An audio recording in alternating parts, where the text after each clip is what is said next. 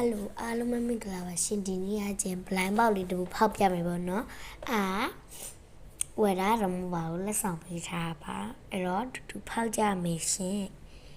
ကဲဒီလူကျင်နာလေးကိုပြောမယ်ပေါ့နော်လူကျင်နာကြတော့ခဲရောင်လေးခဲရောင်ဘေးကဖြူလေးရယ်ခဲရောင်အောက်ကအမဲလေးရယ်အမဲရဲ့ဘေးရောင်နေဝက်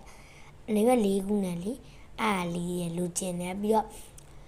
လိမ္မော်ရောင်လေးလိမ္မော်ရောင်ဝင်ဆုံးပါလိမ္မော်ရောင်လေးရယ်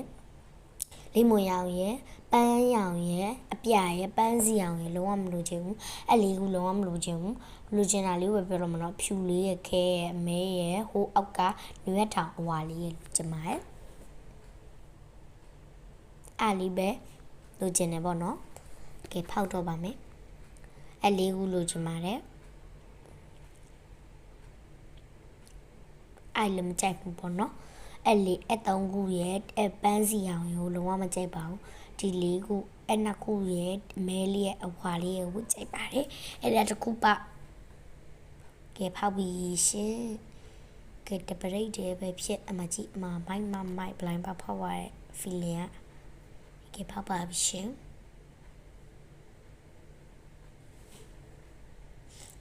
ကဲဖောက်ပြီးကပ်ပုံပြမယ်ပါနော်ရှင်တို့ကကပ်ပဲကြည့်ရှင်လားမလားမကက်ကနိုင်လားကက်ကထုံမှာကက်နေကျွန်မမမြင်အောင်ကက်ကထုံမှာပါသွားပြီးအဲ့ဒါကျွန်မဘူးထဲမှာဆက်ရှာနေတော့